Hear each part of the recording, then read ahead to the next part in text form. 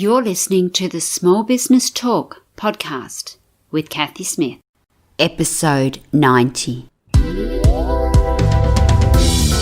Small Business Talk is a podcast for business owners and entrepreneurs who want a better way to run their businesses without spending years doing it the hard way. Small Business Talk is hosted by Cathy Smith, who has run the same marketing agency for more than 17 years and helped hundreds of business owners achieve their marketing goals. Welcome to Small Business Talk. Are you adding value? That's what we're going to talk about today. Most small business owners spend a lot of time worrying about their price and pricing. Many have no idea what the cost of production of their thing is, and especially when they are providing a service. They spend way too many hours working, and when their accounts are done at the end of the month, the end of the quarter, or even the end of the year, they realise that they have been working for a very small hourly rate, if being paid at all. For many small business owners, they would actually be better off getting, that really dirty word, a job. So why do we do this, and what is the solution? Well, let's start looking at whether you're adding value. Think about the value that you are providing. Often when customers buy, it has very little to do with the price. Yes, two identical products side by side, you will always pick the cheapest one. But think about it. It is still a value proposition because there is no extra value to the more expensive one. What value are you giving your customers? Do you have just a straight transactional service, or are you adding extra value? For example, sports apparel brands do this really well.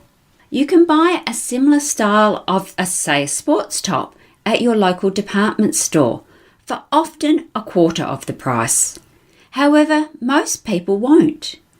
Why? It's because perceived value. Is the brand name version 4 times better? 4 times the quality? Will it last 4 times longer? Or is it just 4 times better or more ethically made? Probably not.